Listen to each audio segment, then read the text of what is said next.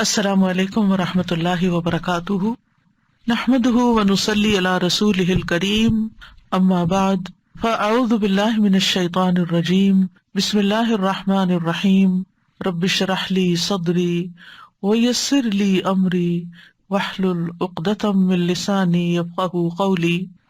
وَإِذَا سَأَلَكَ عِبَادِي عَنِّي فَإِنِّي قَرِيبٌ أُجِيبُ دَعْوَةَ الدَّاعِ إِذَا دَعَانِ فَلْيَسْتَجِيبُوا لِي وَلْيُؤْمِنُوا بِي لَعَلَّهُمْ يَرْشُدُونَ۔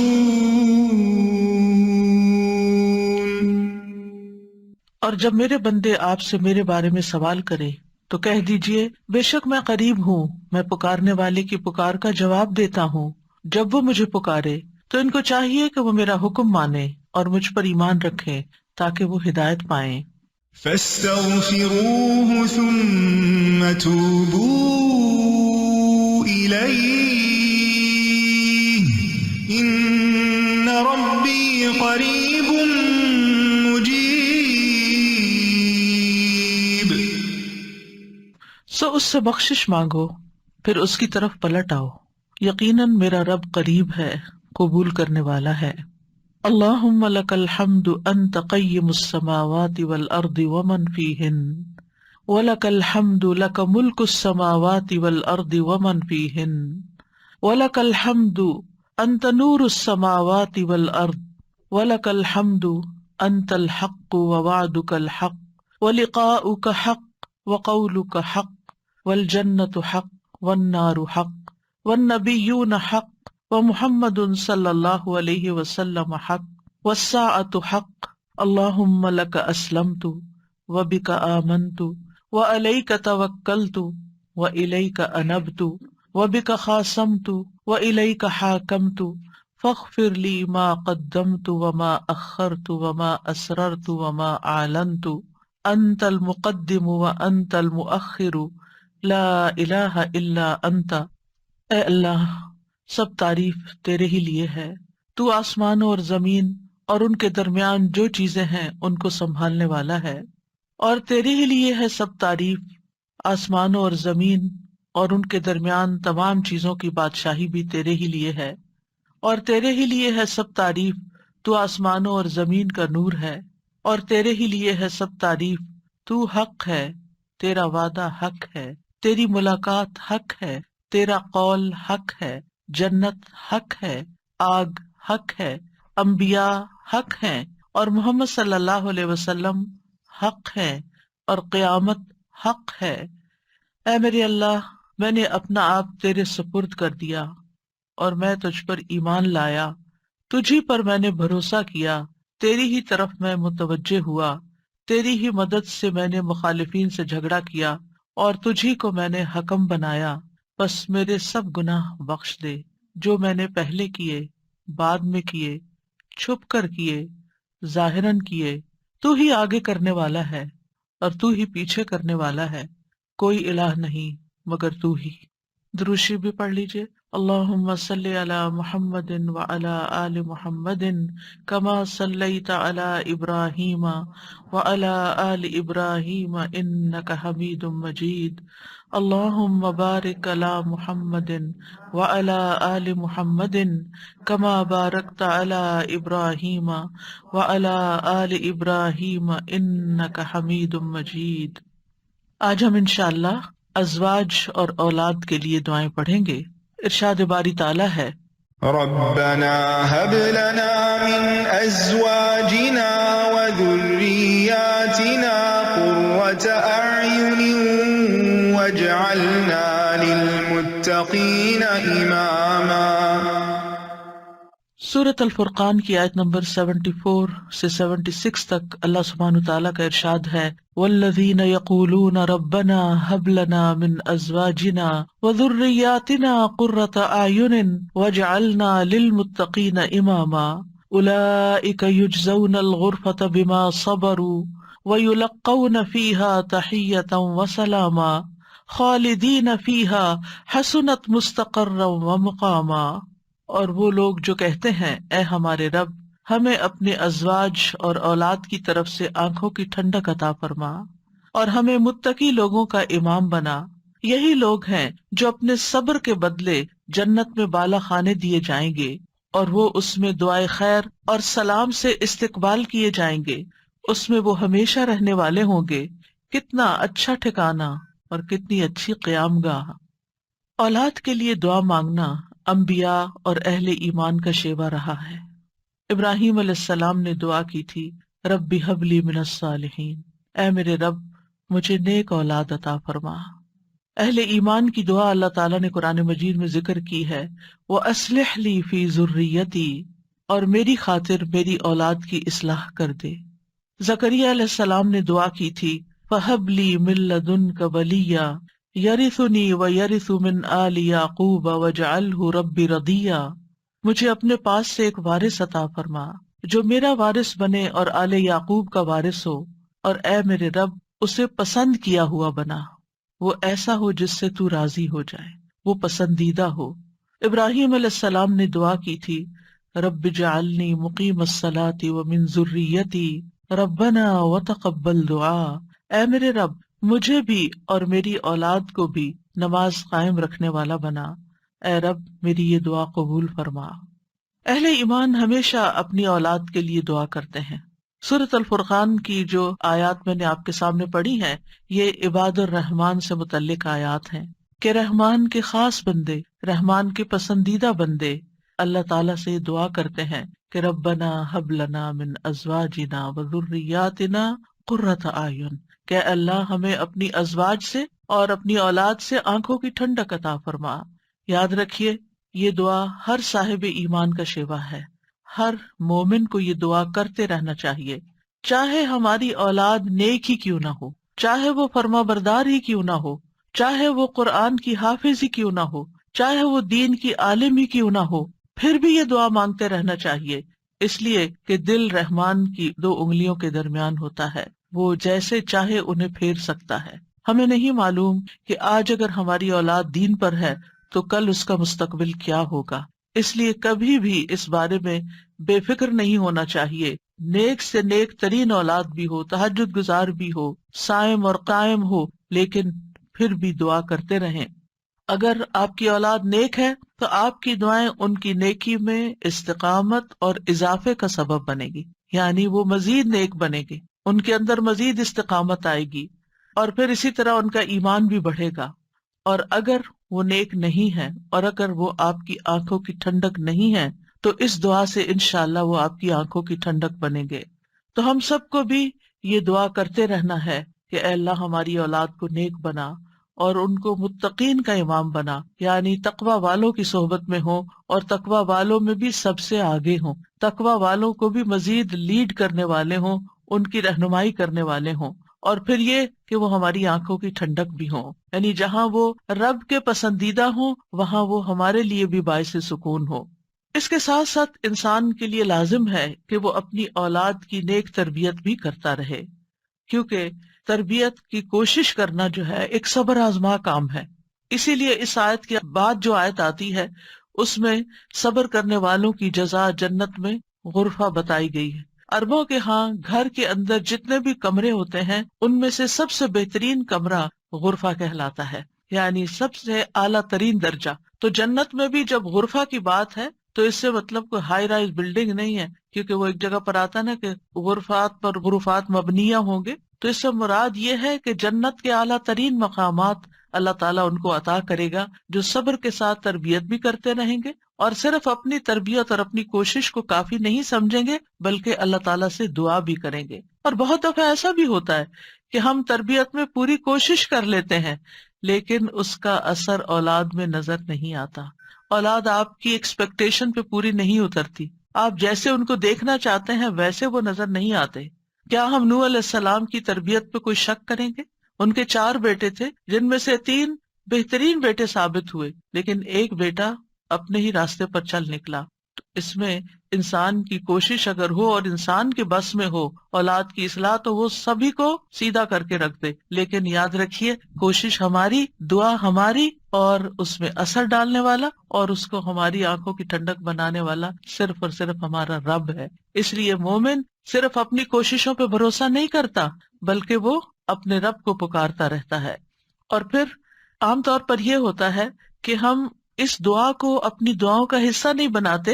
ہاں، جب اولاد کی طرف سے کوئی تکلیف پہنچتی ہے، جب وہ ہماری کوئی بات نہیں مانتے یا ہمیں ناراض کرتے ہیں، تو پھر ہمیں خیال آتا ہے کہ ہمیں دعا کرنی چاہیے کہ ان کی اصلاح ہو جائے اور یہ سیدھے ہو جائیں اور ہماری آنکھوں کی ٹھنڈک بن جائے۔ یاد رکھیے یہ صرف اولاد کے بگاڑ کے وقت کی دعا نہیں ہے بلکہ ہمیشہ یہ دعا کرتے رہنا چاہیے۔ اپنی روزمرہ زندگی کی خاص دعاؤں میں اس دعا کو شامل کر لیں، اپنی نمازوں میں، سجدوں میں، قبولیت کے اوقات میں اپنی اولاد کے لیے دعا کریں، کیونکہ اولاد انسان کی محبوب ترین چیزوں میں سے ہے۔ جن کو اللہ نے اولاد کی نعمت سے نوازا ہے وہ اچھی طرح سمجھ سکتے ہیں کہ ہماری زندگی میں اولاد کا کیا مقام ہے۔ یعنی جب تک انسان والدین نہیں بنتا، ماں باپ نہیں بنتا، وہ اس بات کو سمجھ ہی نہیں سکتا کہ اولاد کیا چیز ہوتی ہے، کیونکہ انسان زندگی میں مختلف چیزوں سے محبت کرتا ہے، مختلف چیزوں کے ساتھ انسان کا لگاؤ ہوتا ہے، مختلف کام یا مختلف چیزیں اس کو پسند آتی ہیں، لیکن جب ایک عورت ماں بنتی ہے، ایک مرد جو ہے وہ باپ بنتا ہے، تو اس کے بعد اس کی زندگی میں جو تبدیلی آتی ہے، اس کے بعد اس کی زندگی کے اندر جو خوبصورتی آتی ہے، اس کے بعد اس کی زندگی کا جو محور اور مرکز بن جاتا ہے اور اس کی تمام توجہ کا مرکز جو چیز بن جاتی ہے، اور دن رات کی یہ ڈیوٹی 24/7 کی ہوتی ہے۔ یعنی باقی چیزوں سے تو آپ کسی وقت الگ بھی ہو سکتے ہیں، مگر یہ وہ رشتہ ہوتا ہے کہ جس سے آپ پھر مرتے دم تک الگ نہیں ہو سکتے، کیونکہ وہ آپ کے جسم کا ایک حصہ ہوتا ہے، اور اللہ تعالیٰ آپ کے دل میں ہر چیز سے زیادہ ان کے لیے محبت ڈال دیتا ہے، اور ان کی خوشی آپ کو خوش کرتی ہے اور ان کا دکھ آپ کو دکھی کرتا ہے۔ اس لیے انسان کو ہمیشہ اپنی دعاؤں میں یہ خاص دعا کرتے رہنا چاہیے، اور قبولیت کے اوقات میں بھی، کیونکہ اولاد سے ملنے والی آنکھوں کی ٹھنڈک اسی وقت ہوتی ہے جب اولاد سیدھے رستے پر ہوتی ہے، جب اولاد نیک ہوتی ہے، اچھے کام کر رہی ہوتی ہے، تو پھر ہی ماں باپ کی آنکھوں کی ٹھنڈک ہوتی ہے۔ اور اس دعا کے دوسرے حصے میں اپنے لیے دعا ہے کہ اللہ ہمیں متقین کا امام بنا، یعنی اولاد جو ہے ہم اس کے ایک طرح سے امام ہوتے ہیں، جیسے حدیث میں آتا ہے نا، کلکم راعٍ وکلکم مسئول عن رعیتہ، تو ہر ایک ہم میں سے رائی ہے، ہر ایک لیڈر، ہر ایک ذمہ دار ہے۔ تو اللہ تعالیٰ ہمیں ماں باپ کی حیثیت میں ایسا رول ماڈل بنا کہ ہم متقی ہوں اور ہماری اولاد بھی متقی ہو، یعنی ہماری اولاد میں بھی نیکی ہو اور پھر ہم نیکی کے ساتھ آگے ان کی رہنمائی کرنے والے ہوں۔ اور ویسے جنرل سینس میں دیکھیں تو اس میں انسان کو ایک ہائیسٹ مقام حاصل کرنے کی دعا یہاں سکھائی گئی ہے، اور وہ کیا کہ انسان ایسا انسان ہو کہ جسے دیکھ کر لوگ متقی بن جائیں، یعنی دوسرے لفظوں میں یہ کہ نیکیوں میں سبقت کرنے والے ہوں، نیکیوں میں آگے بڑھنے والے ہوں، تاکہ دوسرے لوگ بھی ہمیں دیکھ کر نیک بن جائیں۔ مثلاً اگر ایک مرد اول وقت میں مسجد میں جا کر نماز پڑھتا ہے تو اس کے بچوں پر اس کا کیا امپریشن ہوگا؟ یعنی اگر باپ ذمہ دار ہے تو بچے بھی دیکھ کر کہیں گے کہ ہاں ہمیں بھی یہی کام کرنا ہے، کیونکہ بچے ابتدائی زندگی میں خاص طور پر باپ کو، ماں کو بہت فالو کر رہے ہوتے ہیں۔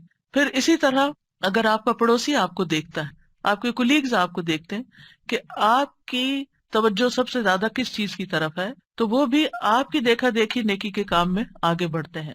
آپ صدقہ کرتے ہیں اور کوئی آپ کو دیکھ رہا ہے، آپ کا مقصد نہیں دکھانا، لیکن کسی کو نظر آ جاتا ہے تو آپ کو دیکھ کر وہ بھی شروع کر دیتا ہے، تو آپ اس کے کیا بن گئے؟ امام، یعنی آپ لیڈ کر رہے ہیں، آپ آگے ہیں اور وہ آپ کو فالو کر رہے ہیں۔ تو ہمیں یہ دعا کرنی چاہیے اپنے لیے کہ اللہ ہمیں نیکی کے کاموں کا امام بنا، متقین کا امام بنا۔ تو یہاں ہم دیکھتے ہیں کہ یہ عباد الرحمن کی صفات میں سے ایک صفت ہے، اور وہ کہتے ہیں والذین یقولون ربنا ہب لنا۔ ہب کا لفظ جو ہے یہ ہبہ سے ہے، اور ہبہ کہتے ہیں بلا معاوضہ کوئی چیز دینا۔ یا رب ہم نے کچھ کیا نہیں، لیکن تو اپنے پاس سے ہمیں عطا فرما، اپنی خاص رحمت سے ہمیں یہ عطا فرما۔ من ازواجنا، ازواج کا لفظ جو ہے یہ زوج سے ہے، جن اور حیوانات ان سب میں نر اور مادہ پایا جاتا ہے جو ہر ایک دوسرے کا زوج کہلاتا ہے، یعنی عورت کے لیے بھی یہ لفظ استعمال ہوتا ہے اور مرد کے لیے بھی استعمال ہوتا ہے. اگر مرد یہ دعا کریں گے تو اپنی بیویوں کے لیے کریں گے کہ ہماری بیویاں ہمارے لیے آنکھوں کی ٹھنڈک ہوں، اور اگر عورتیں یہ دعا کریں گی تو ان کے ازواج ان کے خاوند ہوں گے کہ ان کو ہمارے لیے آنکھوں کی ٹھنڈک بنا. اور ذریات سے مراد، ذریت جو ہے صرف اولاد نہیں ہوتی، اولاد کی اولاد بھی ذریت کہلاتی ہے. کیونکہ آپ نے دیکھا ہوگا کہ جب آپ اپنی اولاد کے لیے دعا کرتے ہیں اور وہ کسی قابل ہوتی، بڑی ہوتی، پھر ان کے بچے پیدا ہوتے ہیں، تو بعض اوقات اپنے بچوں سے زیادہ بچوں کے بچے پیارے ہو جاتے ہیں. اور اگر وہ نیک بنتے ہیں تو ہمیں آنکھوں کی ٹھنڈک نصیب ہوتی ہے، اور اگر بچوں کے بچوں میں کوئی بگاڑ آ جائے تو آپ ایکولی دکھ اور تکلیف میں مبتلا ہو جاتے ہیں. تو اس لیے یہ بہت جامع دعا ہے کہ ہم صرف اپنے لیے نہیں، اپنے بچوں کے لیے نہیں، بلکہ اپنی نسلوں کے لیے دعا کر رہے ہوتے ہیں. تو ربنا ہب لنا من ازواجنا وذریاتنا، اور ذریات میں قرۃ اعین، آنکھوں کی ٹھنڈک. آپ کو معلوم ہے کہ آنکھیں ٹھنڈی بھی ہوتی ہیں اور گرم بھی ہوتی ہیں. آنکھوں سے جب آنسو بہتے ہیں، خوشی کے آنسو بہیں تو آنکھیں ٹھنڈی ہوتی ہیں، اور اگر غم کے آنسو ہوں تو آنکھیں گرم ہو جاتی ہیں. تو آنکھوں کی ٹھنڈک کا مطلب ہے خوشی، مسرت. اور پھر یہ کہ آنکھوں کی ٹھنڈک ہو تو انسان پرسکون رہتا ہے، نیند بھی سکون سے آتی ہے. کہ بچوں کی طرف سے اگر انسان کو بے فکری ہو کہ وہ اچھے کام کر رہے ہیں، اچھی جگہ پر ہیں، سیف ہینڈز میں ہیں، تو انسان کے بہت سے غم، دکھ، پریشانیاں ختم ہو جاتی ہیں، وہ بے فکر ہو جاتا ہے. اور پھر اسی طرح یہ ہے کہ جب آنکھوں کی ٹھنڈک ہوتی ہے تو انسان کے دل کو بھی قرار ملتا ہے. یعنی آنکھوں کی ٹھنڈک صرف آنکھوں تک نہیں رہتی، بلکہ آنکھوں سے انسان جو کچھ دیکھتا ہے وہ اس کے دل تک اتر جاتا ہے. ابن عباس کہتے ہیں اس سے مراد ان کی وہ اولاد ہے جو اللہ کی اطاعت کے کام کرے تاکہ دنیا اور آخرت میں انہیں آنکھوں کی ٹھنڈک نصیب ہو.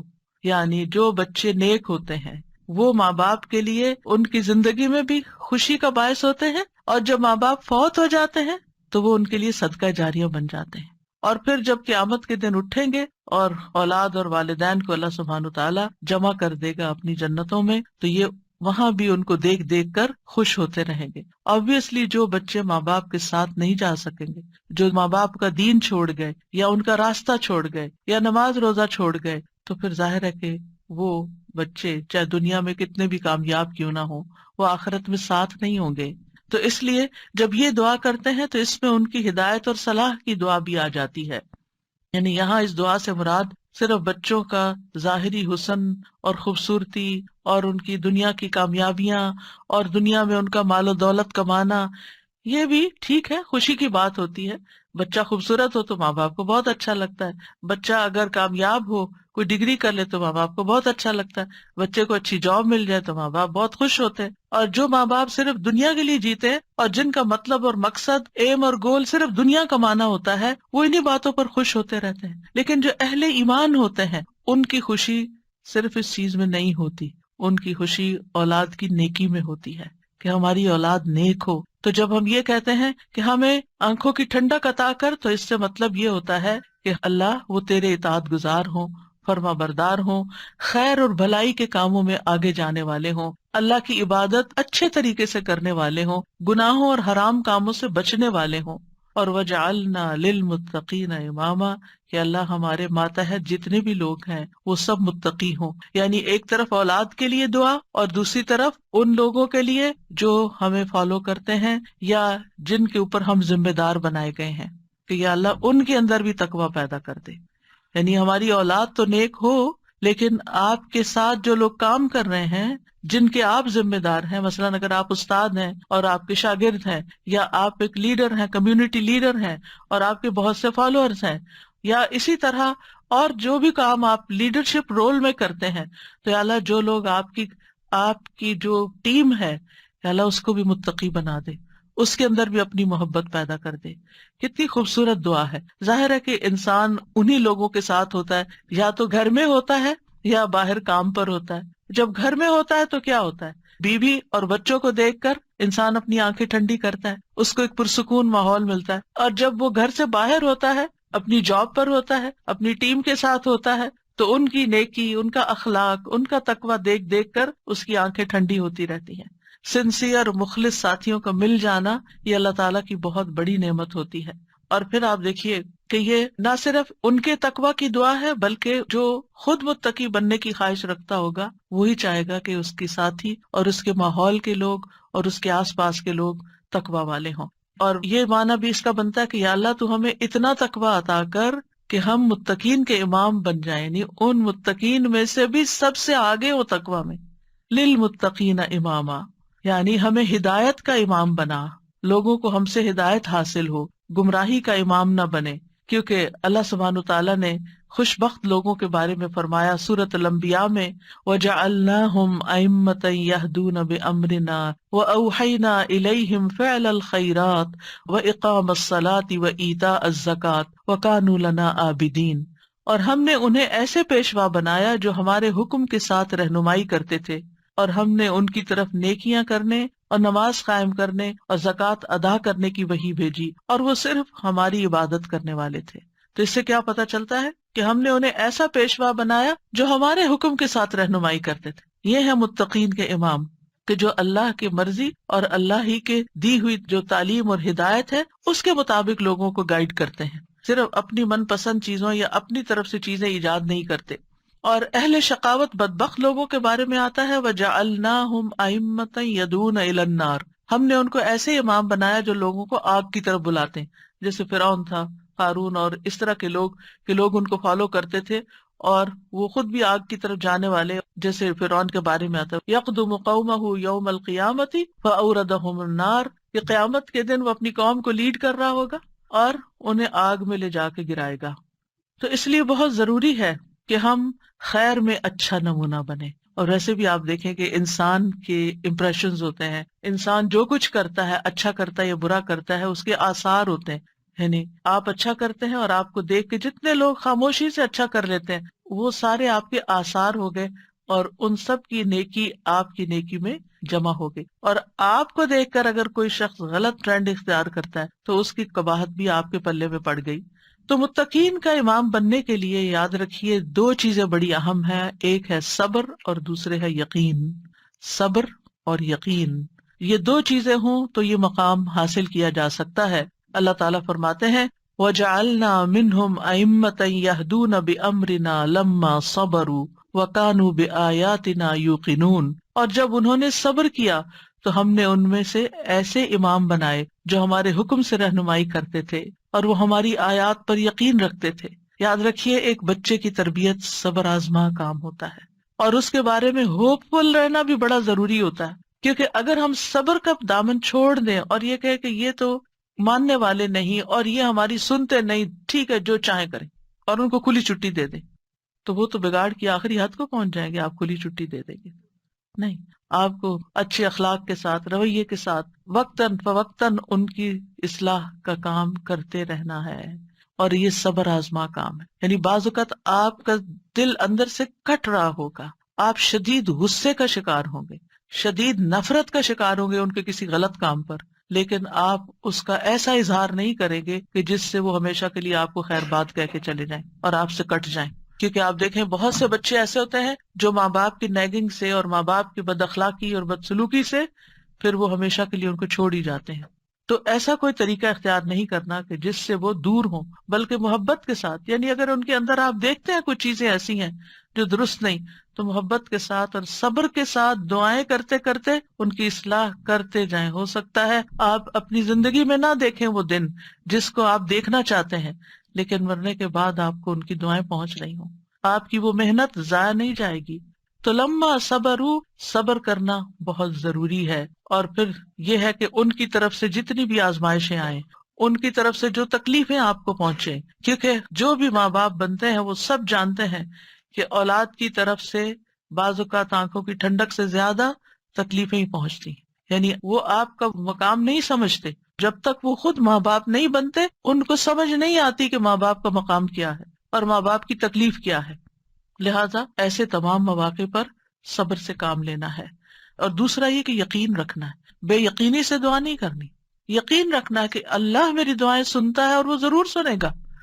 لم اکم بدعائک رب شقیہ، اے رب میں تجھ سے دعا مانگ کر کبھی بدبخت ہوا ہی نہیں، تو دعاؤں کا سننے والا ہے. ایسی دعا کرنے والوں کا انجام بہت بہترین ہے. اللہ تعالیٰ فرماتے ہیں اولئک یجزون الغرفۃ، ایسے نیک بندے جن کے اندر یہ صفات ہوں، جو یہ چاہتے ہوں کہ ان کی اولاد اچھی ہو جائے، ان کے ازواج، ان کی بیوی یا شوہر اچھا ہو جائے، اور پھر صبر کے ساتھ یہ سب کام کریں، تو پھر ان کا انجام بھی بہت اچھا ہے۔ اور وہ کیا ہے کہ جنت کا اعلیٰ ترین مقام، جیسا کہ سورۃ العنکبوت میں آتا ہے، والذین آمنوا وعملوا الصالحات لنبوئنہم من الجنۃ غرفا تجری من تحتها الانہار خالدین فیہا نعم اجر العاملین الذین صبروا وعلی ربہم یتوکلون۔ اور جو لوگ ایمان لائے اور انہوں نے نیک کام کیے، ہم انہیں ضرور ہی جنت کے اونچے گھروں میں جگہ دیں گے، یعنی بہترین مقام پر جگہ دیں گے، جن کے نیچے سے نہریں بہتی ہیں۔ یعنی اوپر جب ہوتا ہے تو نیچے کا سین زیادہ بہتر نظر آتا ہے۔ ہمیشہ ان میں رہنے والے ہیں۔ دنیا میں آپ اگر کوئی ایسی جگہ پر، کسی سی سائڈ پر، کسی بہترین سینری اور گرینری کے مقام پر، اونچی کسی ہائیسٹ فلور پر پینٹ ہاؤس خرید بھی لیں، رہ بھی لیں، لیکن آپ کو ہر وقت دھڑکا لگا رہتا ہے کہ پتہ نہیں کب دنیا سے چلے جانا ہے، یا اگر رینٹ پر رہ رہے ہیں تو پتہ نہیں کب یہاں سے نکلنا پڑ جائے، تو آپ پوری طرح انجوائے نہیں کر سکتے۔ یعنی انسان جتنا بھی چاہے، دنیا میں کمپلیٹ انجوائمنٹ ہے ہی نہیں، کیونکہ اس کے ساتھ کئی مسائل اور کئی مشکلات ہوتی ہیں۔ لیکن آخرت میں بلند ترین مقامات میں فرمایا خالدین فیہا، وہ اس میں ہمیشہ رہیں گے، نکلنے کا، اس کو چھوڑنے کا، اس کے خراب ہونے کا، اس کی مینٹیننس کا کوئی فکر ہی نہیں ہے، صرف انجوائمنٹ ہی ہے۔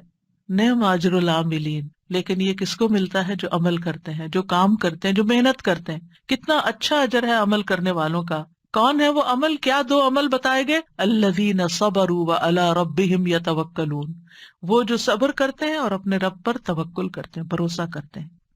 اور اس کے علاوہ حدیث سے بھی اس مقام کو حاصل کرنے کی بات ہمیں پتہ چلتی ہے۔ نبی صلی اللہ علیہ وسلم نے فرمایا، جنتی لوگ اپنے سے بلند کمرے والے کو، غرفہ والوں کو اپنے اوپر ایسے دیکھیں گے جیسے وہ دنیا میں چمکدار گہرے ستارے کو دیکھتے، اتنے بلند ہوں گے ان کے مقامات۔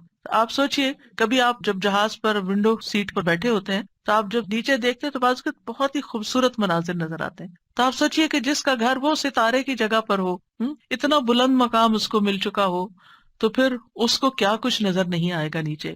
فرمایا کہ جس طرح وہ دنیا میں چمکدار گہرے ستارے کو دیکھتے ہیں جو آسمان کے مشرقی یا مغربی کنارے میں بہت دور ہوتا ہے، ان میں سے ایک دوسرے سے افضل ہوگا۔ لوگوں نے عرض کیا، یا رسول اللہ، یہ تو انبیاء کے محل ہوں گے جنہیں ان کے سوا اور کوئی نہ پا سکے گا۔ آپ نے فرمایا، نہیں، اس ذات کی قسم جس کے ہاتھ میں میری جان ہے، یہ ان لوگوں کے لیے ہے جو اللہ پر ایمان لائے اور انبیاء کی تصدیق کی۔ ایک اور روایت میں آتا ہے، بے شک جنت میں ایسے غرف ہیں، جنتی ان کے باہر والے حصے کو اندر سے دیکھ سکیں گے اور اندر والے حصے کو باہر سے دیکھ سکیں گے۔ اللہ نے یہ ایسے شخص کے لیے تیار کیے ہیں جو لوگوں کو کھانا کھلائے اور سلام عام کرے اور رات کو نماز ادا کرے جب لوگ سو رہے ہیں۔ اور الحمدللہ رمضان ایسا مہینہ ہوتا ہے کہ جس میں آپ یہ تینوں کام کر سکتے ہیں۔ آپ کی ہرس ہوتی ہے کہ زیادہ سے زیادہ لوگوں کو افطار کرایا جائے، زیادہ سے زیادہ لوگوں تک راشن پہنچایا جائے، یعنی ان کو کھلایا جائے۔ اور جب آپ مسجد جاتے ہیں تو تراویح بھی ہوتی ہے اور بہت سے لوگ مل جاتے ہیں تو سلام پہ سلام ہو رہا ہوتا ہے، یا دینی مجالس کا زور ہوتا ہے رمضان میں جس میں لوگ اکٹھے ہوتے ہیں، تو پھر ایک دوسرے سے ملاقات کر کے سلام کے مواقع آتے ہیں۔ اور یہ صرف رمضان ہی کے لیے نہیں ہے، بلکہ سارا سال انسان ایسے کاموں کی رغبت رکھے، ایسے کاموں سے محبت کرے۔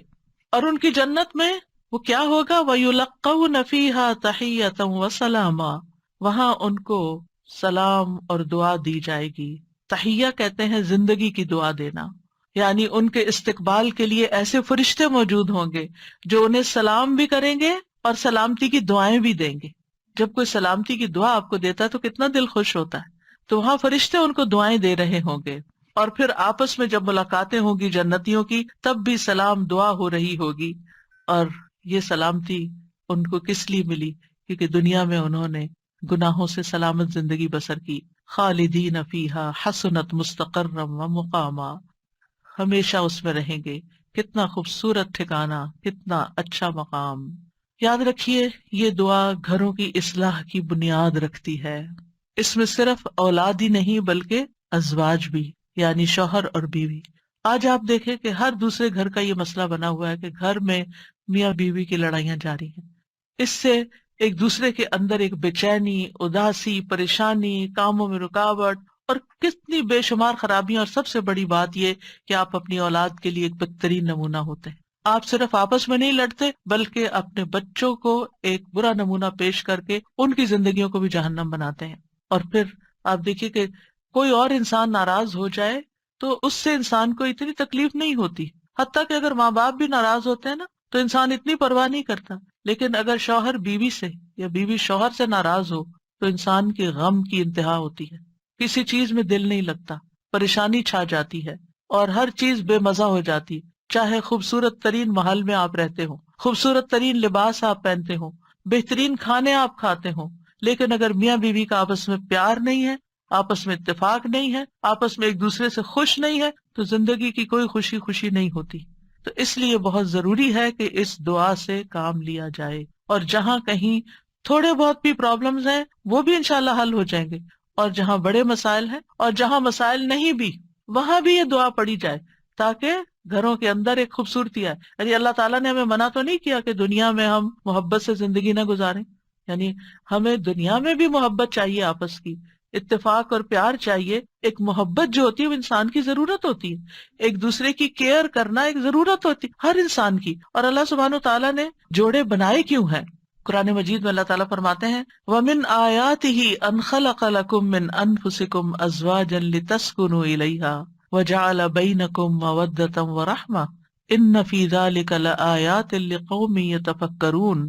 اور اس کی نشانیوں میں سے ایک یہ ہے کہ اس نے تمہاری ہی جنس سے تمہارے جوڑے پیدا کیے یا بیویاں پیدا کی تاکہ تم ان کے پاس سکون حاصل کرو، اور تمہارے درمیان محبت اور رحمت پیدا کر دی.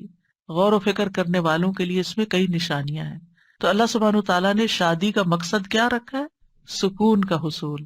اور اگر شادی کے بعد انسان کا پہلا سکون بھی جاتا رہے اور سکون ہی لٹ جائے اور تکلیف اور پریشانی ہر وقت رہے تو اس نے کیا پایا؟ تو شادی کا مقصد ہی فوت ہو گیا. ٹھیک ہے، شادی کے اور بھی کئی مقاصد ہو سکتے ہیں، لیکن سب سے بنیادی اور اول مقصد اللہ تعالیٰ نے کیا رکھا ہے اس رشتے کے اندر؟ ایک دوسرے سے سکون، مودت اور رحمت.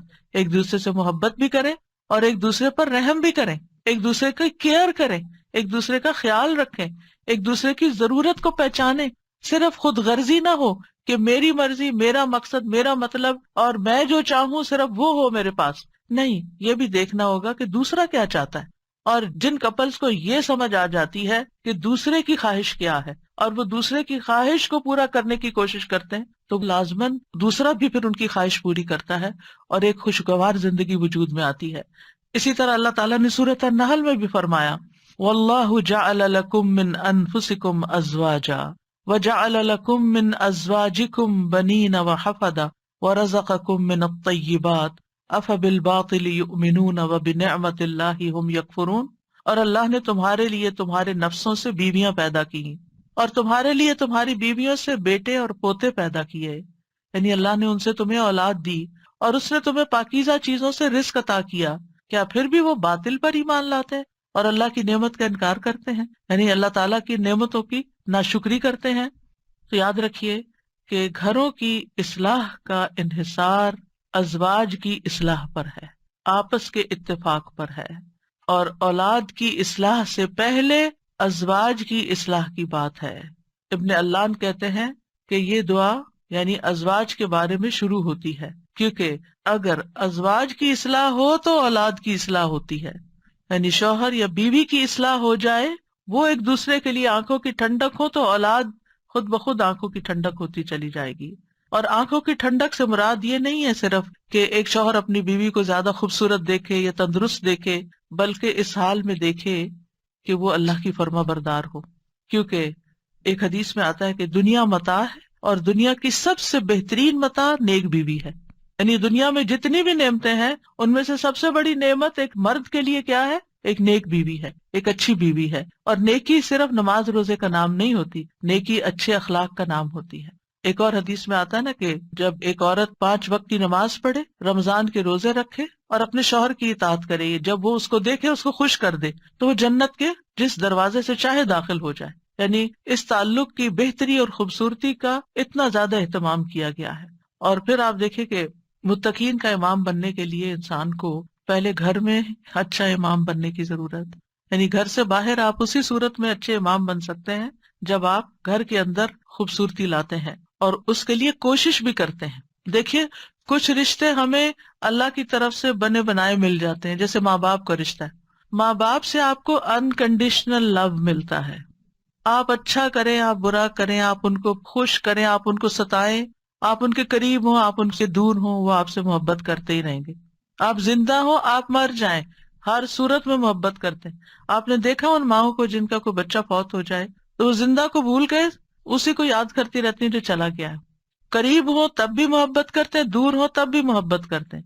ماں باپ کی محبت انکنڈیشنل ہے، لیکن ازواج کی محبت کنڈیشنل ہوتی ہے.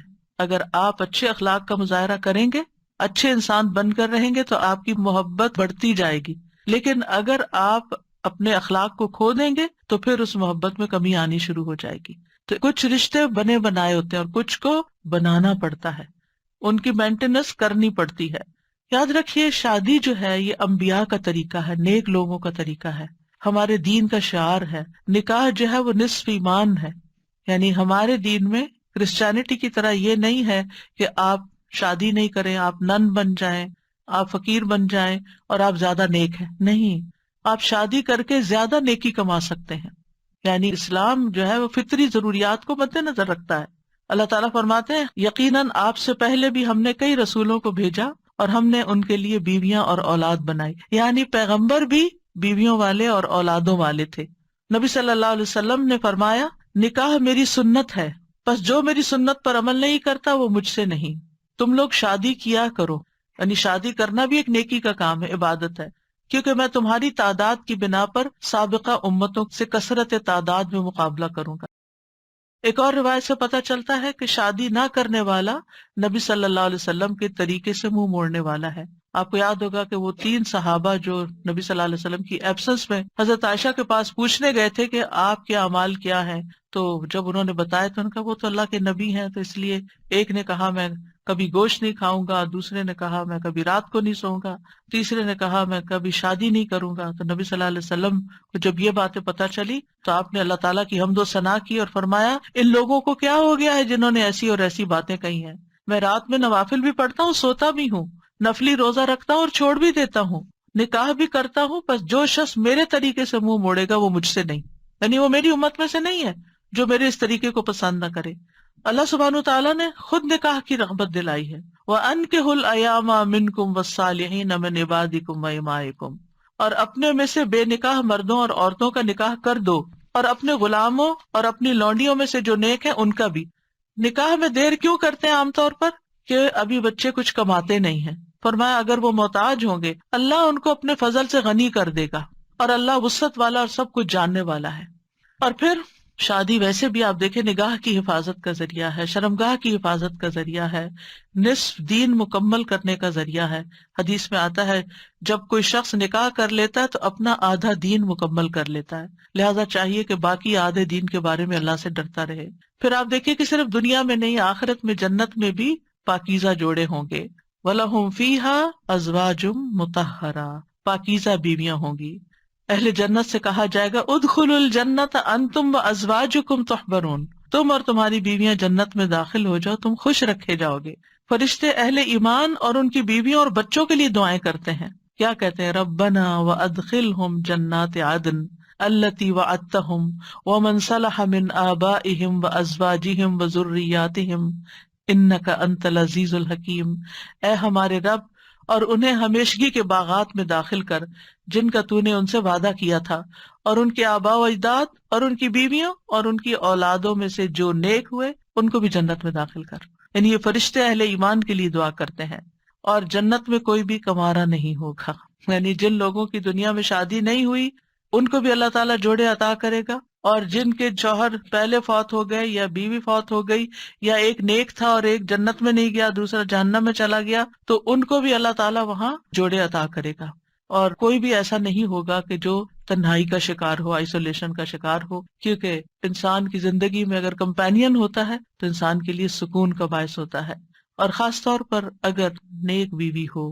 قرآن مجید میں آتا ہے فالصالحات قانتات، نیک عورتیں وہ ہیں جو شوہروں کی فرما بردار ہوں، ان کی بات ماننے والی ہوں. اور ان کی عدم موجودگی میں اللہ کی حفاظت میں ان کے حقوق کی حفاظت کرنے والی ہوں، یعنی اپنی جان اور مال کی حفاظت کریں جب شوہر نہ بھی موجود ہوں۔ پھر ہمیں یہ کہا گیا کہ پاک دامن عورت سے شادی کی جائے، اور عورت سے شادی کا معیار کیا رکھا گیا؟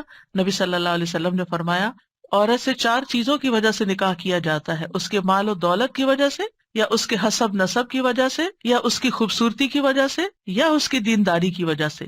تیرے ہاتھ خاک آلود ہوں، دیندار عورت سے شادی کر کے کامیابی حاصل کرو، کیونکہ اگر دین والی تمہارے گھر میں آئے گی تو وہ اللہ سے ڈرنے والی ہوگی، اس کا اخلاق اچھا ہوگا، اس کے اندر بگاڑ نہیں ہوگا، تمہیں اس کو بار بار نماز کی پابندی کے لیے نہیں کہنا پڑے گا، اس کو نیکی کی طرف لانے کے لیے بہت ایفرٹ نہیں کرنی پڑے گی۔ اور پھر آپ دیکھیں کہ ایک ماں کے اوپر انحصار ہوتا ہے کہ بچوں کی کیا تربیت کرتی ہے، کیونکہ تربیت اولاد باپ کا حصہ کم ہوتا ہے، ماں کا حصہ زیادہ ہوتا ہے۔ اگر ایک بچہ اپنی ماں کو نیک دیکھتا ہے تو اس کے اندر ایک نیکی کی محبت پیدا ہوتی ہے۔ تو بہرحال یہ رشتے جو ہیں ان کے لیے دعا بھی ہے، اور اس کے ساتھ ساتھ انتخاب بھی اچھا ہو، اور پھر ان کو بنانے کے لیے کوشش بھی رہے۔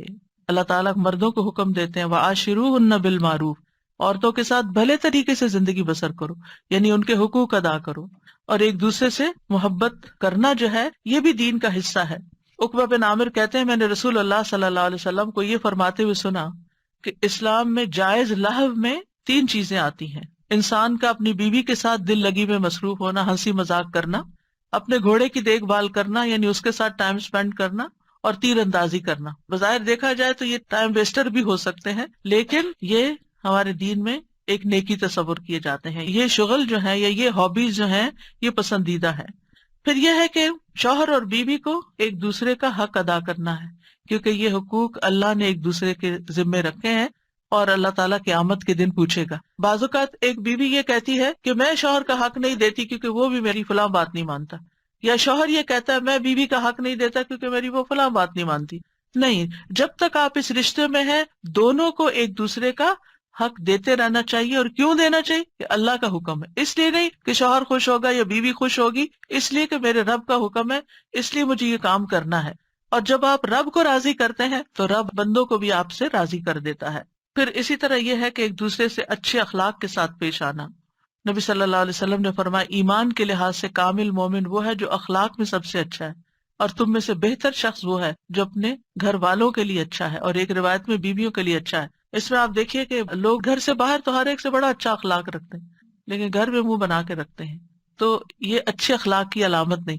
اللہ تعالیٰ نے جو کرائیٹیریا دیا ہے وہ کیا ہے کہ سب سے اچھا وہ ہے جس کا گھر میں اخلاق اچھا ہے۔ پھر اسی طرح یہ ہے کہ بد زبانی نہیں کرنی چاہیے۔ پھر بیوی کے ذمہ ہے کہ شوہر کی بات ماننے کے علاوہ شوہر کے مال اور اولاد کی حفاظت کرنے والی ہو، ان کو ضائع نہ کرے، صابر و شاکر ہو۔ شوہر کی ذمہ داری کیا ہے کہ گھر والوں پر خوشی سے خرچ کرے، اور نبی صلی اللہ علیہ وسلم نے فرمایا جو شخص اپنے اوپر خرچ کرتا ہے تاکہ وہ اس کے ذریعے لوگوں سے مانگنے سے بچے، وہ اس کے لیے صدقہ ہے۔ یعنی آپ اپنی پرسنل نیڈز کے لیے سپینڈ کرتے ہیں، یہ بھی صدقہ ہے۔ جو شخص اپنی بیوی اور بچوں اور اپنے گھر والوں پہ خرچ کرتا ہے وہ بھی صدقہ شمار ہو جاتا ہے، یعنی شوہر کے نامہ اعمال میں وہ نیکی لکھی جاتی ہے کہ یہ اپنی بیوی پر بچوں پر خرچ کرنے والا ہے۔ پھر اسی طرح اچھے گزران کا اصول کیا ہے کہ ایک دوسرے کی اچھی عادتوں پر نظر رکھی جائے اور بری عادتوں کو اگنور کیا جائے۔ اگر ہم نے یہ ایکویشن بدلی کہ بری عادتوں کو ہر وقت ہائی لائٹ کیا، تم یہ نہیں کرتی، تم یہ نہیں کرتے، تم یہ نہیں کرتی، تم یہ نہیں کرتے، تو پھر زندگی جہنم بن سکتی ہے۔ کیونکہ ہر وقت اگر انسان اسی میں کڑتا رہے کہ اس شخص میں کیا خرابی ہے، کیا نہیں ہے، کیا کون سی برائی ہے، کون سی غلط عادت ہے، اور اسی پر لڑائی جھگڑا کرتا رہے، تو زندگی میں انجوائمنٹ نہیں رہتی۔ بلکہ اس کے برعکس نبی صلی اللہ علیہ وسلم نے یہ فرمایا کوئی مومن شخص کسی مومن عورت سے بغض نہ رکھے، یعنی بیوی سے نفرت نہیں کرنی چاہیے۔ اگر عورت کی ایک عادت ناپسند ہوگی تو کوئی دوسری عادت پسند ہوگی۔ تو کیا مطلب ہے کہ ناپسند بات کو چھوڑو، جو پسندیدہ ہے اس پر نظر رکھو۔ پھر اسی طرح یہ ہے کہ نیک اولاد کے لیے بھی کوشش کے علاوہ اور دعائیں بھی ہمیں سکھائی گئی ہیں، جیسے ان کی پیدائش سے پہلے ہی دعا کرنا، ربی حب لی من الصالحین، اے میرے رب مجھے نیک اولاد عطا کر۔ یعنی ابھی اولاد ہوئی نہیں لیکن پہلے سے ہی دعا مانگنا شروع ہو جائے انسان کہ اللہ مجھے نیک اولاد دینا۔ اور پھر یہ کہ شادی کے وقت ایسی عورت کا انتخاب کرنا جس کے اندر بچے پیدا کرنے کی صلاحیت ہو، کیونکہ نبی صلی اللہ علیہ وسلم نے اس بات کا حکم دیا کہ محبت کرنے والی اور زیادہ بچے پیدا کرنے والی عورت سے شادی کرو، یعنی یہ ہمارے دین میں پسندیدہ چیز ہے۔ پھر اسی طرح شادی سے ملنے والی جو نیک اولاد ہے اس کا فائدہ کیا ہے کہ وہ مرنے کے بعد والدین کے لیے دعائیں کرتی ہے اور ماں باپ کے لیے صدقہ جاریہ بن جاتی ہے، اور یہ والدین کی درجات کی بلندی کا ذریعہ بنتا ہے۔ جہاں تک اولاد کی تربیت کا تعلق ہے تو اولاد کے بارے میں سوال ہوگا، یعنی ماں باپ دونوں سے پوچھا جائے گا کہ انہوں نے ان کی تربیت میں کیا کوشش کی۔ پھر اسی طرح اولاد کا پہلا حق کیا ہے؟ حدیث میں آتا ہے، نبی صلی اللہ علیہ وسلم نے فرمایا اپنے نطفوں کے لیے اچھی عورت کا انتخاب کرو، یعنی نیک عورت کا انتخاب کرو، اور دین میں ہم پلہ عورتوں سے نکاح کرو، اور ہم پلہ مردوں کو اپنی بیٹیوں کا نکاح کر کے دو۔ پھر اسی طرح اچھے باپ کا انتخاب، رسول اللہ صلی اللہ علیہ وسلم نے فرمایا جب ایسا شخص تمہارے پاس نکاح کا پیغام بھیجے جس کے دین اور اخلاق سے تم مطمئن ہو تو اس سے اپنی بیٹی کا نکاح کرو، یعنی اوباش آوارہ لڑکے ہوں تو پھر ان کے ساتھ شادی نہیں کرو، کیونکہ شادی کے بعد کیا ہوگا، آپ کی بیٹی کو مصیبت میں ڈال دے گا۔ فرمایا اگر ایسا نہیں کرو گے تو زمین میں فتنہ اور زبردست فساد برپا ہوگا، یعنی پھر فساد ہی فساد، بگاڑ ہی بگاڑ۔ پھر اسی طرح ولادت سے پہلے شیطان سے حفاظت کی دعا سکھائی گئی کہ جب شوہر بیوی ایک دوسرے سے ملیں تو دعا پڑھیں، جیسے حضرت مریم کی والدہ نے دعا پڑھی تھی وَإِنِّي أُعِيذُهَا بِكَ وَذُرِّيَّتَهَا مِنَ الشَّيْطَانِ الرَّجِيمِ۔ کتنی خوبصورت دعا ہے کہ اللہ میں اس بچی کو بھی اور اس کی آئندہ آنے والی ذریت کو بھی تیری پناہ میں دیتی ہوں شیطان سے بچا کر۔ پھر یہ کہ بچوں کو سب سے پہلے توحید سکھانی چاہیے، بچپن سے ہی بچوں کے اندر اللہ کا ڈر پیدا کرنا چاہیے، دین کی تعلیم سیکھنے میں رغبت دلانی چاہیے، اچھے اخلاق کی تعلیم دینی چاہیے، ہر چیز کے مینر سکھانے چاہیے، اور پھر اس کے لیے اگر سرزنش بھی کرنی پڑے، ڈانٹنا بھی پڑے تو اس میں بھی کوئی حرج نہیں ہے۔ اپنے ساتھ نیک کاموں میں شامل کرنا چاہیے، جیسے ابراہیم علیہ السلام نے کیا کیا تھا، کعبہ کی تعمیر میں کس کو ساتھ شامل کیا تھا؟ اسماعیل علیہ السلام کو۔ پھر اولاد کے درمیان عدل کرنا چاہیے، بچوں سے پیار کرنا چاہیے، کچھ ماں باپ بچوں سے پیار نہیں کرتے، ایسے والدین کی مذمت کی گئی ہے۔ پھر اولاد کے بالغ ہو جانے کے بعد ان کی شادی بھی کرنی چاہیے، یعنی اس بات کی بھی فکر ہونی چاہیے۔ ابن عباس کہا کرتے تھے جس کو اللہ بیٹا عطا کرے اس کو چاہیے کہ اس کا اچھا نام رکھے، اس کی اچھی تربیت کرے، جب وہ بالغ ہو تو اس کی شادی کر دے۔ سعید بن عاص کہا کرتے تھے اگر میں اپنے بچے کو قرآن کی تعلیم دے دوں، اس کو حج کروا دوں، اس کی شادی کر دوں تو میں نے اس کا حق ادا کر دیا، اور میرا جو اس پر حق ہے وہ باقی ہے۔ یعنی بچوں کے اوپر حق پھر بھی باقی رہیں گے، لیکن ماں باپ نے اپنا فرض پورا کر دیا اگر یہ 3 کام کر لیے۔ کون سے؟ قرآن کی تعلیم دے دی، حج کروا دیا، شادی کر دی، اس کے بعد وہ اپنے ذمہ دار خود ہیں۔ لیکن بچوں کے اوپر ماں باپ کی ذمہ داری مرتے دم تک رہتی ہے۔ قتادہ کہتے ہیں اگر لڑکا بالغ ہو جائے اور اس کا باپ شادی نہ کرے بچے کی، اور وہ کسی بے حیائی کا ارتکاب کرے، یعنی کسی برائی میں پڑ جائے، تو باپ گناہ گار ہوگا، یعنی وہ لڑکا تو ہوگا ہی یا لڑکی تو ہوگی ہی، لیکن ماں باپ بھی گناہ گار ہوں گے۔ تو اس لیے شادی کے معاملے میں انسان کوشش ضرور کرے، رشتہ نہیں ملتا یا کوئی اسباب نہیں بن رہے تو وہ الگ بات ہے، لیکن ماں باپ کو اس بات کی فکر ہونی چاہیے، کیونکہ دیکھا گیا کہ وقت کے ساتھ ساتھ یہ فکر ختم ہو گئی ہے، اور بعض ماں باپ نے تو یہ چیز اولاد پر ہی چھوڑ دی ہے۔ پھر اسی طرح یہ بھی خوشخبری سن لیجئے کہ والدین کی دعائیں اپنی اولاد کے حق میں قبول ہوتی ہیں، اس لیے بچوں کے لیے زیادہ سے زیادہ دعائیں کیا کریں، یعنی خاص طور پر اگر بچے جو ہے وہ دور ہوں یا آپ کی ایکسپیکٹیشن پہ پورے نہیں اتر رہے ہوں تو ان کو اپنی دعاؤں میں یاد رکھیں۔ نبی صلی اللہ علیہ وسلم نے فرمایا 3 قسم کے لوگوں کی دعائیں قبول ہوتی ہیں اور ان کی قبولیت میں کوئی شک و شبہ نہیں، مظلوم کی دعا، مسافر کی دعا، اور والد کی اپنے اولاد کے لیے دعا۔ تو اس لیے ہمیں دعائیں کرتے رہنا چاہیے، اور ان دعاؤں میں ربنا ہب لنا من ازواجنا، جن کو آتی ہے وہ بھی پڑھے، ربنا ہب لنا من ازواجنا وذریاتنا قرۃ اعین وجعلنا للمتقین اماما۔ اب اس میں آپ دیکھیے کہ آپ نے فوکس کرنا ہے ازواج، ذریات، اور پھر للمتقین اماما، للمتقین اماما۔ اس میں وہ لوگ بھی آ جاتے ہیں جن کے ازواج نہیں یا جن کی اولاد نہیں، تو وہ کیا ہے؟ متقین کے امام۔ کیونکہ آپ دیکھیے کہ حضرت عائشہ رضی اللہ تعالی عنہا جو تھی بہت ینگ ایج میں 18 ایئرس کی تھی کہ وہ بیوہ ہو گئی تھی، بہت چھوٹی عمر میں، لیکن آپ کو معلوم ہے ان کے شاگردوں کی تعداد کتنی زیادہ ہے۔ ایک تو کچھ ڈائریکٹ شاگرد تھے نا، اور ایک آج تک ہم سب شاگرد ہیں ان کے۔ انہوں نے جو احادیث روایت کی، یعنی وہ ان صحابہ میں سے تھی جو مکثرین تھے، جن کی احادیث کی تعداد ہزاروں میں پہنچتی. تو انہوں نے جو حدیث روایت کی اور لوگوں نے جو پڑھی اور آگے پڑھائی اور سکھائی، وہ سب ان کے شاگرد بنتے ہیں. تو ایسے لوگ جو وہ علم حاصل کرتے ہیں اور وہ تقویٰ حاصل کرتے ہیں، تو یہ بھی ایک لیڈرشپ ہوتی ہے. ہو سکتا ہے کہ یہ لیکچر کچھ ایسے لوگ بھی سن رہے ہوں کہ جن کی ابھی شادی نہیں ہوئی، یا شادی ہوئی تو شوہر نہیں ہے، شوہر چلا گیا دنیا سے، یا ڈیورس ہو گئی، یا پھر یہ کہ شادی ہوئی شوہر ساتھ ہے لیکن بچے نہیں ہوئے، یا یہ کہ بچے ہوئے اور فوت ہو گئے. یعنی کئی سیناریوز ہیں نا، کئی سچویشن بن جاتی ہیں.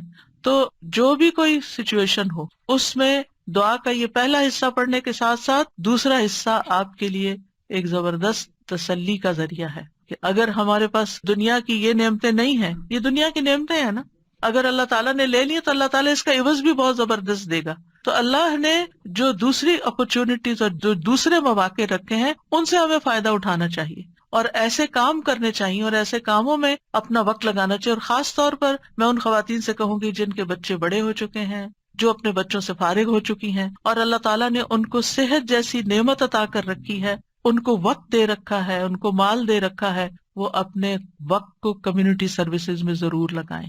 یعنی اگر تعلیم ہے ان کے پاس تو دوسروں کو تعلیم دیں، اور اگر ان کے پاس کوئی سکلز ہیں تو وہ دوسروں کو سکلز سکھائیں، اور اگر کسی بھی قسم کا کوئی والنٹیئر ورک وہ کر سکتے ہیں تو اپنے آپ کو خود آفر کریں.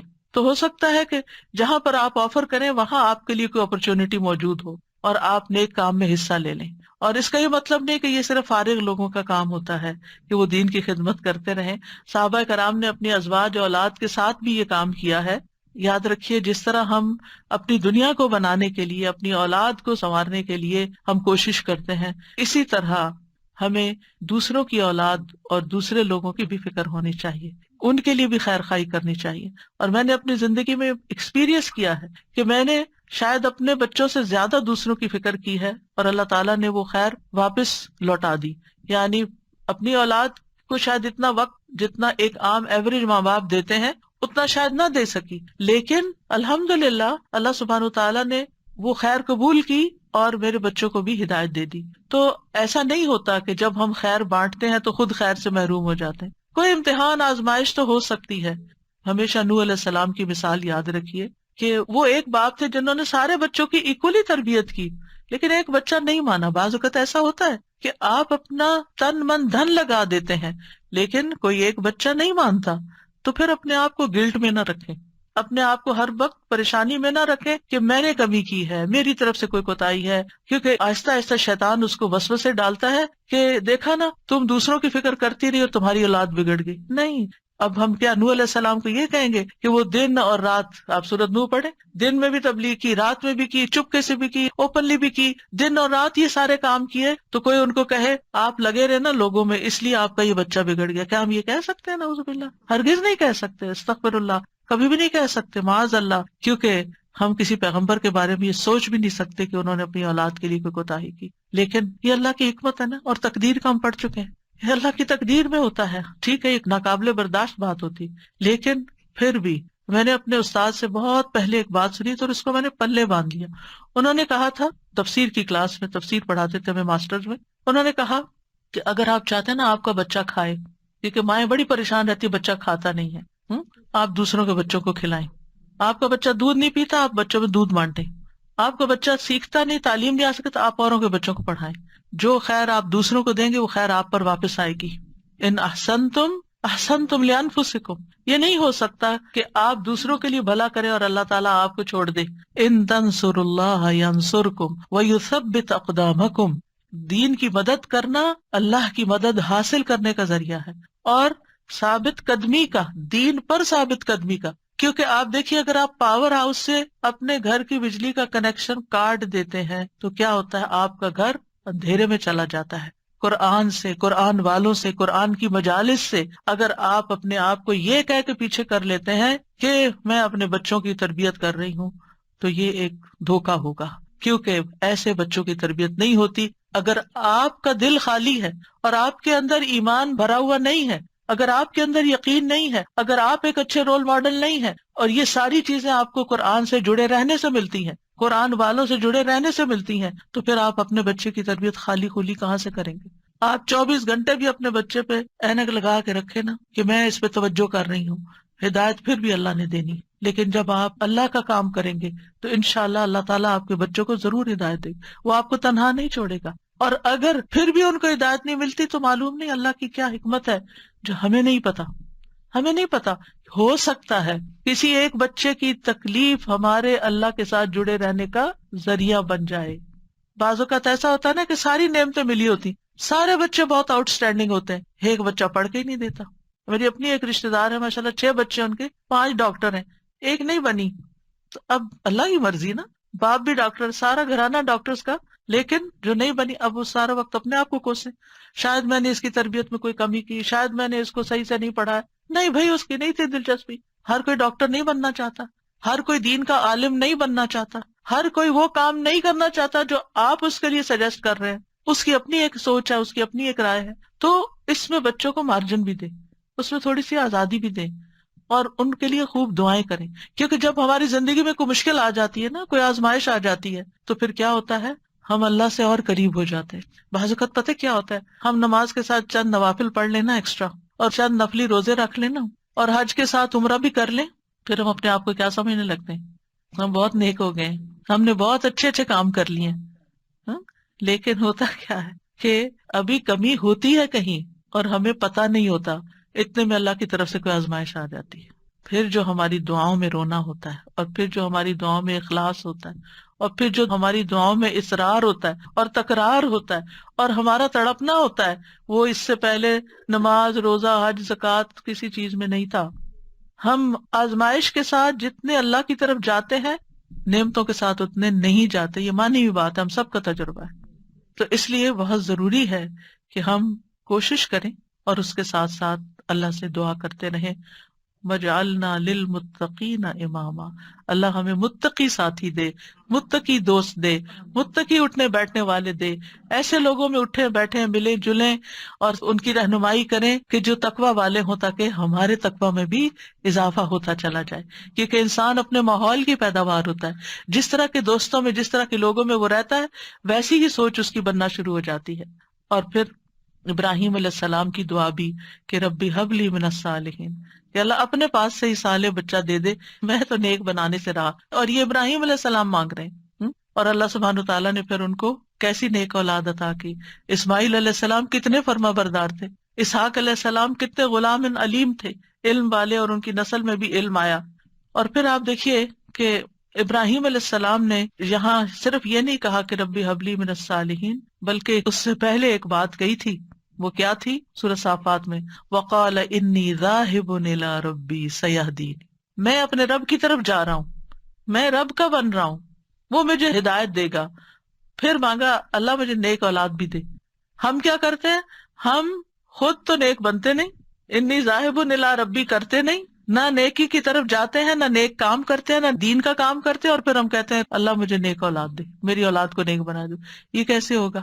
پہلے آپ خود تو بنے، پہلے آپ خود تو وہ کام کریں کہ جو آپ کو کر کے دکھانے ہیں بچے کو کہ ایسے نیک کام کرتے ہیں۔ اور پھر آپ دیکھیں کہ ابن جریر طبری کہتے ہیں کہ ابراہیم علیہ السلام کی دعا یہ تھی کہ اللہ مجھے اپنی طرف سے ایسا بیٹا عطا کر جو نیک لوگوں میں سے ہو، ایسے لوگ جو تیری اطاعت کرتے ہیں، تیری نافرمانی نہیں کرتے، زمین میں اصلاح کے کام کرتے ہیں اور زمین میں فساد برپا نہیں کرتے، یعنی مجھے ایسی اولاد چاہیے۔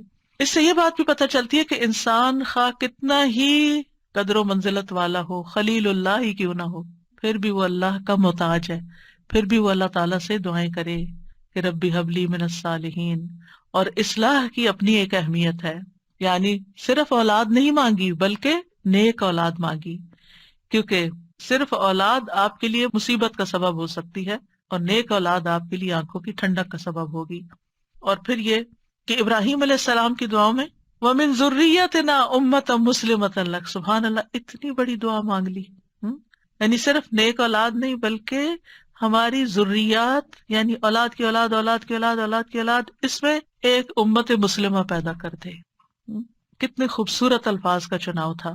پہلے حبلی کہا، اللہ تحفہ چاہیے تیری طرف سے، ہدیہ چاہیے، ہبہ چاہیے، میں نے کچھ نہیں کیا، مجھے تیری طرف سے عنایت چاہیے کہ تو مجھے ایسا بیٹا عطا کر دے کہ جس کے اندر فطرت میں اندر خیر ہو، اندر نیکی ہو، اور بڑا ہو کے وہ اچھے کام کرے. اور پھر صرف یہ نہیں، وَمِن ذُرِّيَّتِنَا أُمَّةً مُسْلِمَةً لَكَ، اللہ ہماری اولاد میں سے ایسے لوگ پیدا کر جو تیرے فرما بردار ہو، مُسْلِمَةً لَكَ ہوں.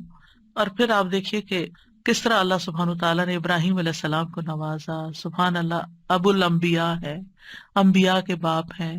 اور پھر آپ دیکھیے کہ جتنے بھی الہامی مذاہب ہیں، کرسچینٹی ہے یا جوڈازم ہے، اسلام ہے، ان سب کے وہی لیڈر ہیں.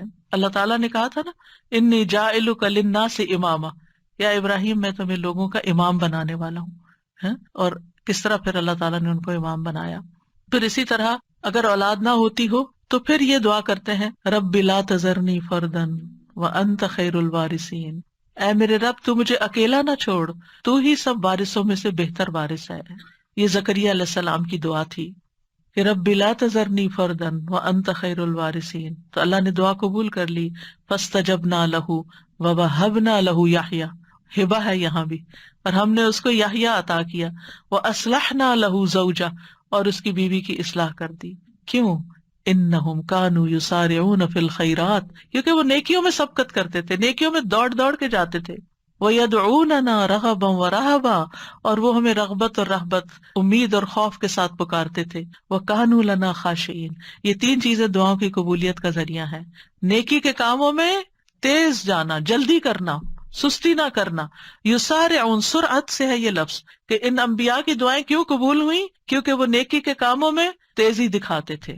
دوسرے دعائیں کرتے تھے، وَيَدْعُونَنَا رَغَبًا وَرَهَبًا، یعنی کوشش بھی کرنی ہے، بھاگنا بھی ہے اللہ کی طرف، اور دوسرے دعائیں کرنی ہے، اور تیسرے تکبر میں نہیں آنا. وَكَانُوا لَنَا خَاشِعِينَ، وہ ہمارے لیے خشوع کرنے والے تھے. ابن قیم کہتے ہیں نیک اعمال کرنا اور اس کی طرف سبقت لے جانا دعا کی قبولیت کے بڑے اسباب میں سے ہے. اسی لیے اللہ تعالیٰ نے ان کی دعائیں قبول کر لی. پھر ایک اور دعا ہے جو حضرت زکریا علیہ السلام نے ہی مانگی، رب ھب لی من لدنک ذریۃ طیبہ انک سمیع الدعاء، اے میرے رب مجھے اپنی طرف سے نیک اور پاکیزہ اولاد عطا فرما، بے شک تو ہی دعائیں سننے والا ہے. یعنی ہبہ وہ ہوتا ہے نا جو بغیر معاوضے کے خوش دلی اور احسان کے طور پر کسی کو کوئی چیز دے دی جائے. یعنی ایک ہبہ ہوتا ہے، ایک ہدیہ ہوتا ہے، ایک صدقہ ہوتا ہے. تو صدقہ وہ ہوتا ہے جس سے آخرت کا اجر و ثواب چاہیے، اور ہدیہ وہ ہوتا ہے جس سے تحفہ دینے والے اور جس کو تحفہ دیا گیا اس کے درمیان محبت پیدا کرنا مقصود ہوتا ہے. یعنی ہدیہ محبت کے لیے ہوتا ہے، اور ہبہ جو ہے وہ کسی مقصد کے لیے ہوتا ہے. ہبہ وہ چیز ہوتی ہے کہ جس کو ہبہ کی جاتی ہے صرف اس کا فائدہ مطلوب ہوتا ہے. ٹھیک ہے، مطلب یہ تھا کہ اے اللہ مجھے اپنے پاس سے ایسا ہدیہ دے جو بغیر کسی بس کے، میری بغیر کسی کوشش اور محنت کے ہو، تو بس تو آپ عطا کر دے. من لدن کا، اپنے پاس سے دے دے، کیونکہ تیرے پاس تو سب کچھ ہے. اور پھر ذریۃ طیبہ دے، جو اپنے اقوال و افعال میں پاک ہو، جسموں میں پاک ہو. انک سمیع الدعاء، آپ تو دعائیں سننے والے. یہ محبت اور رحمت کو کھینچ لانے والی بات ہے. تو دعا کرنا جو ہے انبیاء کی سنت ہے. اور پھر اللہ کی جگہ یا اللہ کہنے کی بجائے رب بھی کہا گیا ہے، رب کو وسیلہ بنا کر دعا کی گئی ہے. اسی لیے آپ دیکھیں انبیاء کی ساری دعائیں ربنا سے شروع ہوتی ہیں یا ربی سے شروع ہوتی ہیں. اور پھر صرف اولاد نہیں، نیک اولاد، اور پھر اولاد کو نیک بنانے کے اسباب بھی. اور پھر یہ یقین کہ دعا تقدیر کو بدل دیتی ہے. حضرت زکریا انتہائی بوڑھے تھے لیکن انہوں نے یقین سے دعا کی. اور پھر ابراہیم علیہ السلام کی دعا، رب اجعلنی مقیم الصلاۃ ومن ذریتی ربنا وتقبل دعا، اے میرے رب مجھے بھی اور میری اولاد کو بھی نماز قائم رکھنے والا بنا.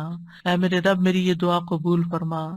ربنا اغفر لی ولوالدی وللمؤمنین یوم یقوم الحساب، اے ہمارے رب مجھے اور میرے والدین اور تمام مومنوں کو اس دن معاف فرما دے جب حساب لیا جائے گا.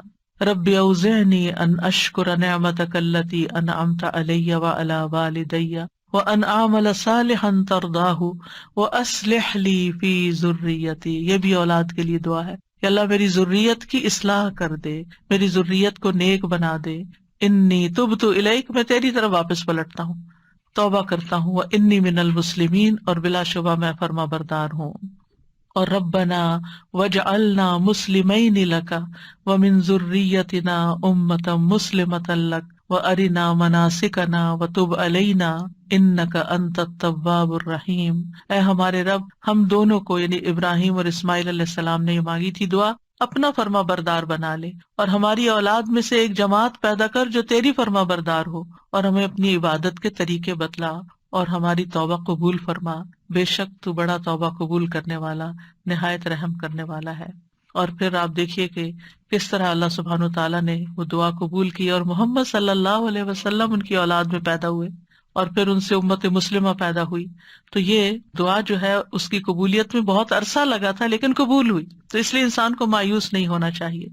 اور اسی طرح یہ دعا جو مسنون دعا ہے، اللہم انی اعوذ بک من جار السوء ومن زوج تشیبنی قبل المشیب ومن ولد یکون علی ربا یا ربا ومن مال یکون علی عذابا ومن خلیل ماکر عینہ ترانی وقلبہ یرعانی ان رأى حسنۃ دفنها واذا رأى سیئۃ اذاعها۔ اے اللہ میں تیری پناہ طلب کرتا ہوں برے پڑوسی سے، برا نیبر نہیں ہو، اور ایسے ساتھی سے، زوج سے، شوہر یا بیوی ایک دوسرے کے لیے، جو مجھے بڑھاپے سے پہلے بوڑھا کر دے، یعنی پریشان کر کر کے، اور ایسی اولاد سے جو مجھ پہ آقا بن بیٹھے، یعنی مجھ پہ اپنا حکم چلائے، ایسے مال سے جو میرے لیے عذاب کا باعث بن جائے، یعنی کئی دفعہ مال انسان کے لیے مصیبت بن جاتا ہے، ایسے چال باز دوست سے جس کی آنکھیں مجھے دیکھ رہی ہوں اور جس کا دل میری نگرانی کرتا ہے، یعنی وہ میرے عیبوں کو ہی دیکھتا رہے اور میرے حالات کا جائزہ لیتا رہے، اور وہ میری ہر نیکی کو دباتا جائے اور برائی کو نشر کرے۔ کچھ ایسے بھی لوگ ہوتے ہیں نا آپ کے آس پاس کہ جو آپ کو اپنا دوست بتاتے ہیں، یعنی آپ کے لیے اپنی دوستی ظاہر کرتے ہیں، لیکن وہ آپ کی ہر نعمت سے جلتے ہیں اور آپ کی ہر خرابی سے خوش ہوتے ہیں، اور آپ کے اندر کوئی کمی بیشی ہو تو جا کے دوسروں میں نشر کر دیتے ہیں۔ تو یہاں 5 چیزوں کی برائی سے بچنے کی دعا کی گئی ہے: برا پڑوسی، بد اخلاق مرد یا عورت، نافرمان اولاد، عذاب بننے والا مال، اور چال باز دوست۔ تو بہرحال یہ تھا آج کا ہمارا پروگرام، اور آج اتنے اتفاق کی بات ہے، یہ ہمارا 7واں پروگرام تھا، اور آج 7 اپریل ہے، اور آج ہی میری شادی ہوئی تھی، تو بغیر کسی پلاننگ کے یہ ساری چیزیں اتفاق سے جمع ہو گئی، الحمدللہ۔ وآخر دعوانا ان الحمد للہ رب العالمین۔ سبحانک اللہم وبحمدک، اشہد ان لا الہ الا انت، استغفرک واتوب الیک۔ السلام علیکم ورحمۃ اللہ وبرکاتہ۔